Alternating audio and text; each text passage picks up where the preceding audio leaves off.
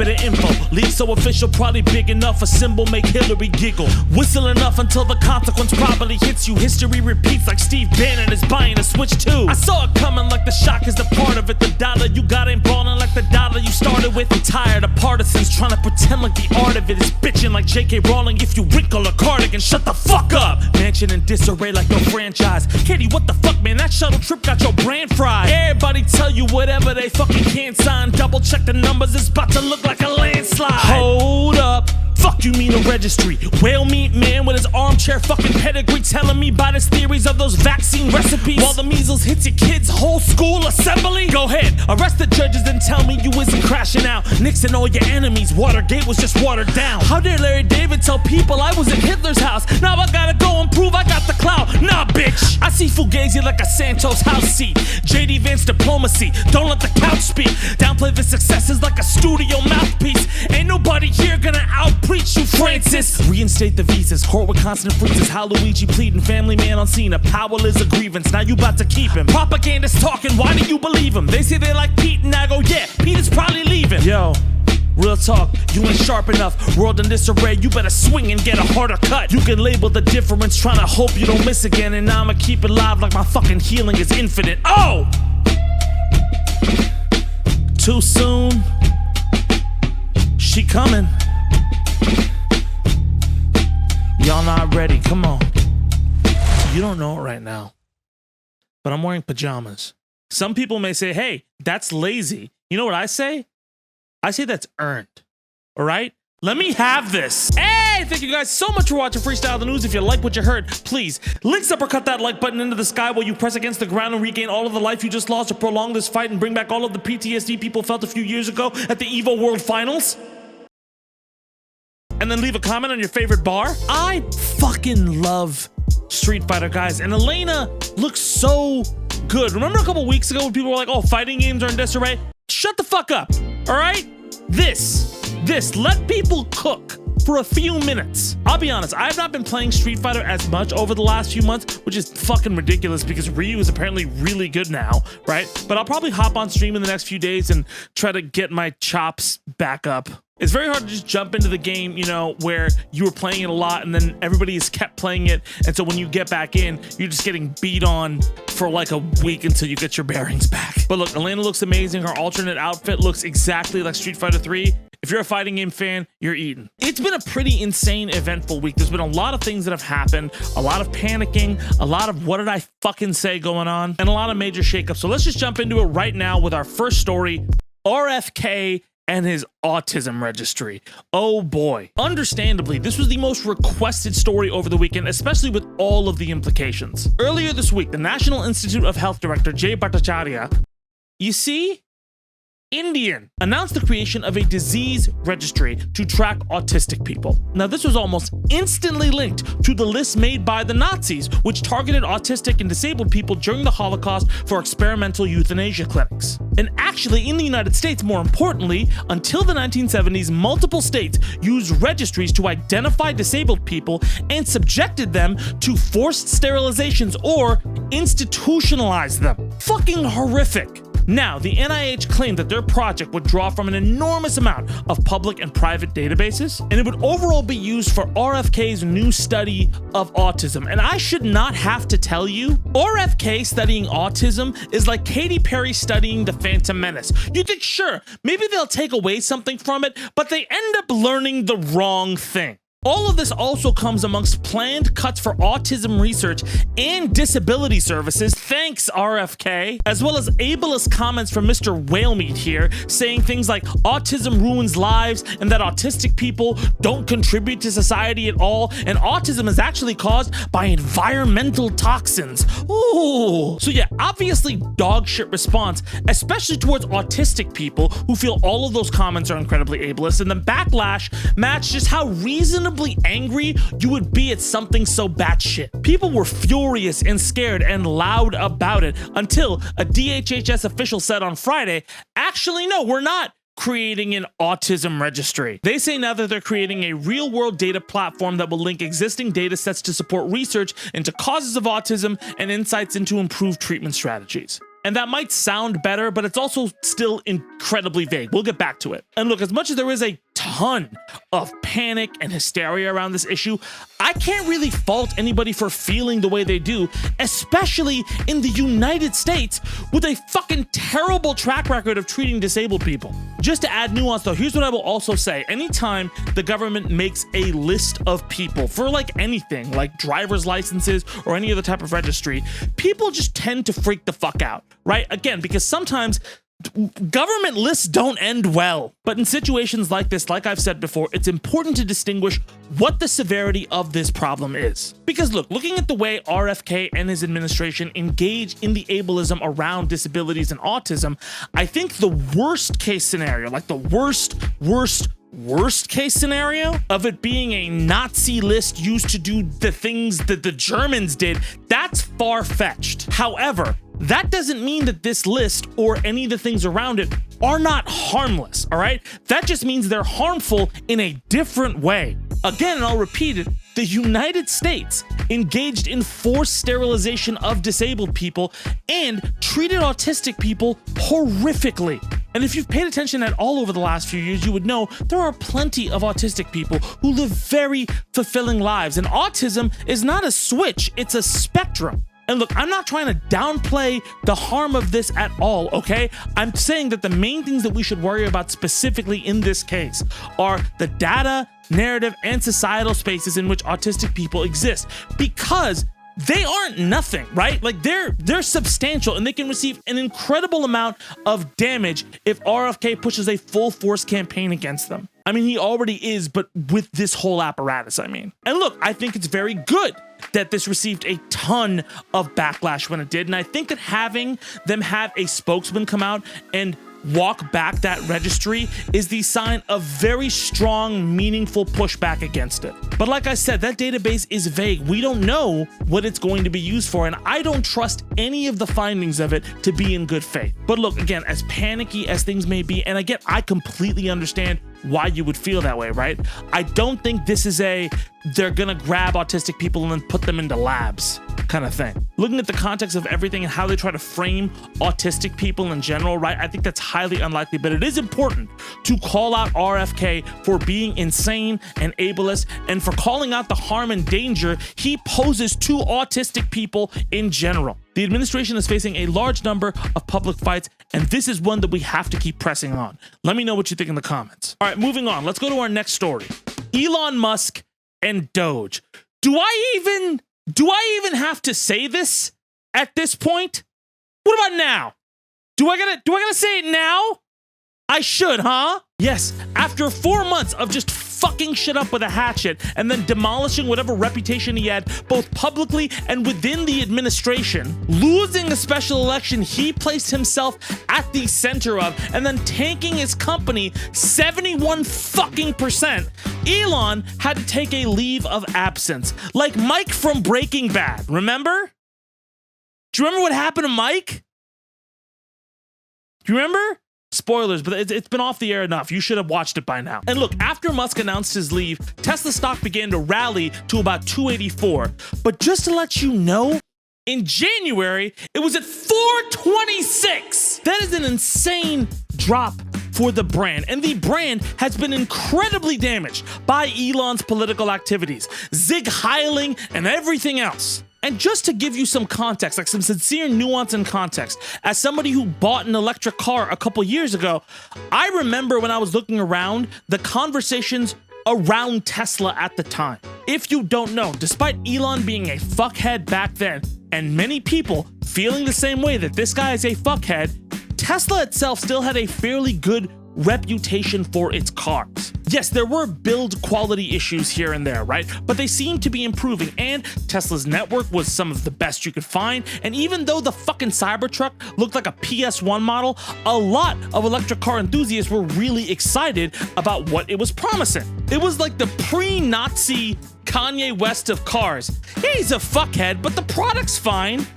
Well, here we are now. A ton of former Tesla owners ended up selling their cars because of frustration with Elon and everything else, and ended up picking up a competitor's. Because you know why?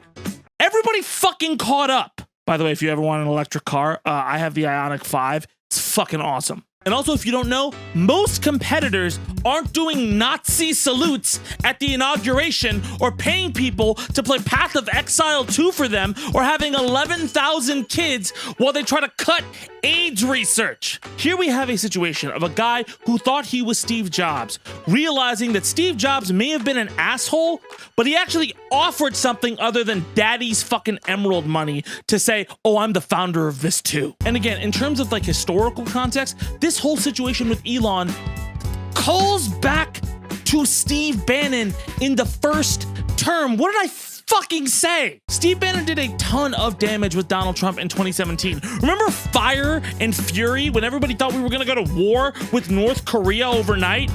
Guess who egged that on? Bannon's decisions ended up creating a firestorm for the White House during his tenure, kind of like Elon's. And while Elon's company is forcing his hand here, there have been numerous reports that people within the administration are furious with Musk himself, including Trump, who walked in on a Pentagon meeting and was like, what the fuck is he doing here? But listen, Elon isn't the only Trump official catching a rash of shit right now. Hey, buddy, how's it going there? What did I fucking say? Imagine, I just want you to imagine like the volume of the Curb Your Enthusiasm theme playing if you were a Fox News host, you know, the company that made Benghazi the biggest thing and Hillary's emails the biggest thing, and you finally get a position at the White House just to end up doing your best Hillary Clinton email cosplay, but somehow worse. Yeah, this week it was revealed that Pete Hegseth had another signal chat, right? Where he shared attack details with his wife and fucking brother. What the fuck, Pete? How? What? On top of that, he had an extra unsecured internet line connected to the signal. What is going on? Forget the Hillary Clinton email server, right? Even forget like the jokes I'm making, like the partisan fight over hypocrisy, all that shit, forget it. That's just fucking stupid, man. Most people at desk jobs can't do that shit or talk about proprietary information like that. When I worked at Apple, I had to be on an Apple-based VPN on my own computer all of the fucking time. My phone included, by the way. It got so bad that it was reported that the White House was looking for a replacement for Pete, followed by a comment by Trump saying that, no, actually, I'm really happy with Pete, and we're gonna keep him here, and he's gonna be great. I have a movie recommendation for you, Pete. Listen, all of these bumps keep adding up against the Trump administration, and on top of that, it was reported this week that his approval rating amongst independents and Republicans has also fallen. More so than just the net approval, the public now disapproves of his handling of immigration, the economy, and everything else they feel he has considerably overstepped his bounds on. Obviously earlier than any president in history, and you can already see Trump both lashing out and flipping on previous ideas due to the amount of pressure he's receiving from the public. It's a mix. Again, I talked about the Roy Cohn playbook at play here. Never admit you're wrong, even if you lose. Let's start with the more scary, fucked up one. Earlier this week, the administration arrested a judge for interfering with ICE picking up an illegal immigrant because she told him to go out of a different door or something. Obviously a bullshit charge and an escalation by Trump's DOJ against the judiciary. And this also has been met with incredible backlash, but more importantly, many people in the know who follow all of this stuff, who are also very worried about Trump's other attacks on the judiciary, have labeled this actually as a panic move, especially with the language Pam Bondi used when describing her directive, especially with all the information coming out about the troubles and losses within the administration, especially since the administration is not gonna fucking win that case. Oh, hell no. Especially with the news that the administration is now reversing their policy on revoked student visas, meaning they fucking lost, even though they won't admit it. Listen, with this in the RFK news, it is important to remember that one side definitely wants you to panic, in order to feel stronger. But that doesn't mean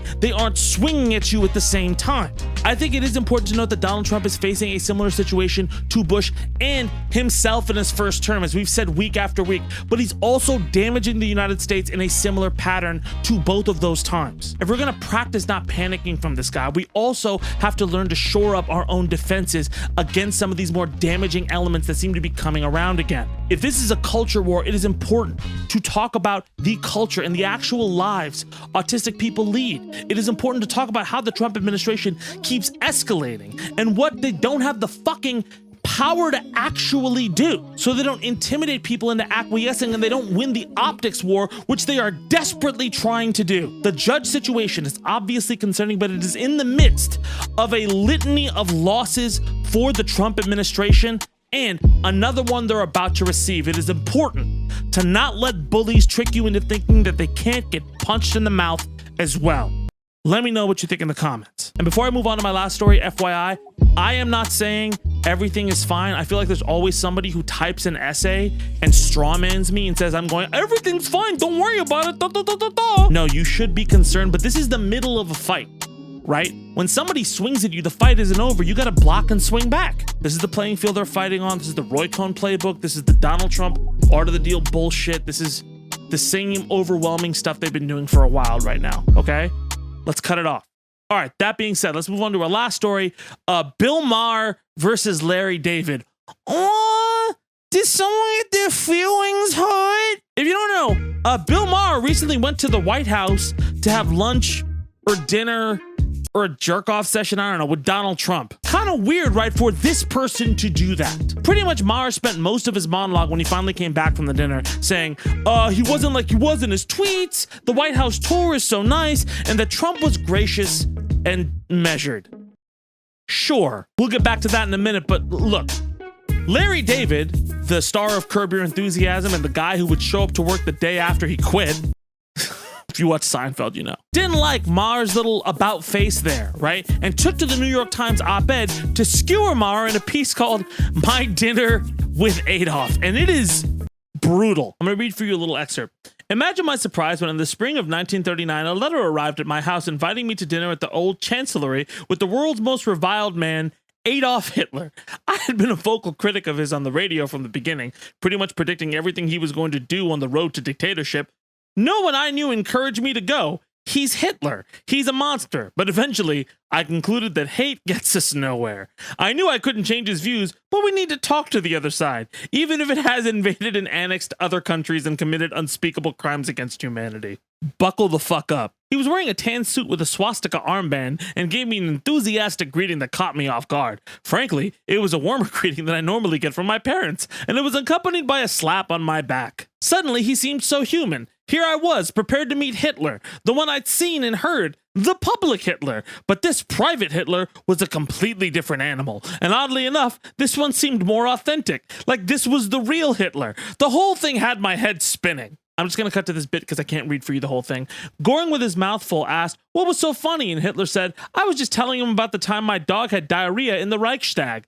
Goring remembered. How could he forget? He loved that story, especially the part where Hitler shot the dog before it got back to the car. Then a beaming Hitler said, "Hey, if I can kill Jews, gypsies, and homosexuals, I can certainly kill a dog." That perhaps got the biggest laugh of the night, and believe me, there were plenty. Holy fuck. This thing was fucking scathing, dude. Very good satire. So obviously, Bill Maher didn't fucking get it. Bill, who famously talks a mess of shit but has skin thinner than a fucking apple, got super pressed when he heard about the whole thing, saying in response that Larry lost the argument when he made that comparison and that it was insulting to 6 million Jews.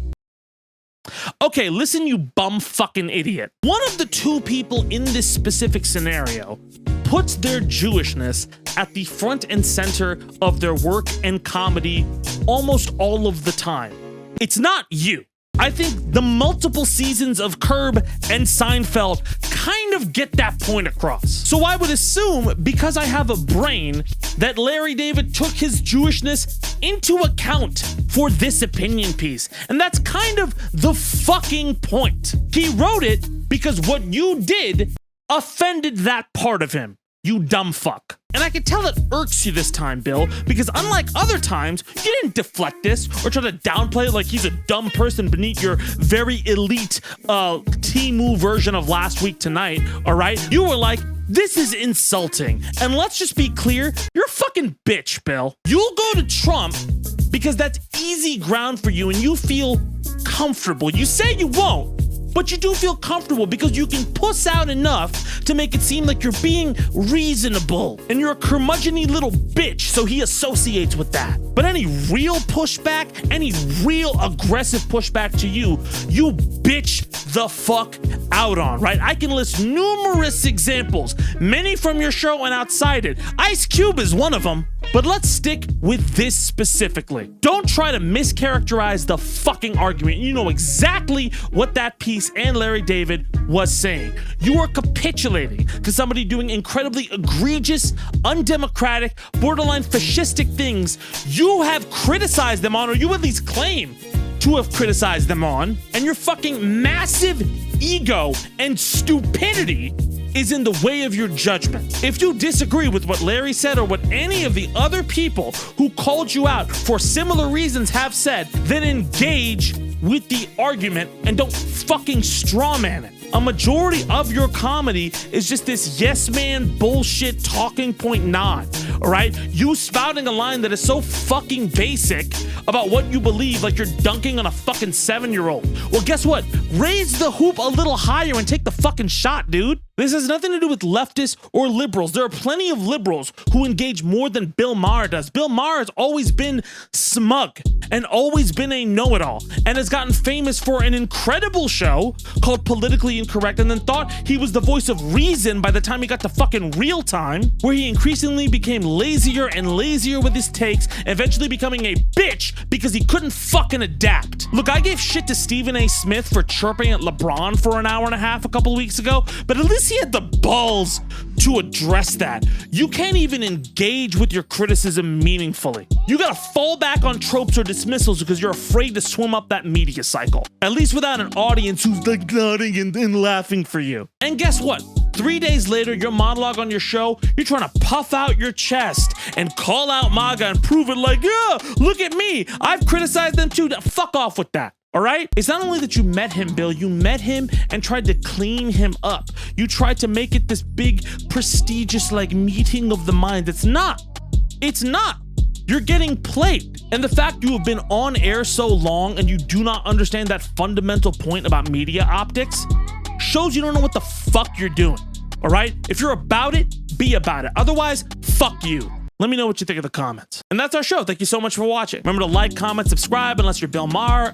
Then go fuck yourself. We'll be back again next week. I couldn't do Zed Talks last week because Mario actually had a pig thing in the middle of the week that he had to go to. I'm not trying to blame him again. I'm not trying to blame you. Yeah, but we'll be back next week with more. But anyway, my name is Tabani. Thank you guys so much for watching, and I'll see y'all soon. Let's go.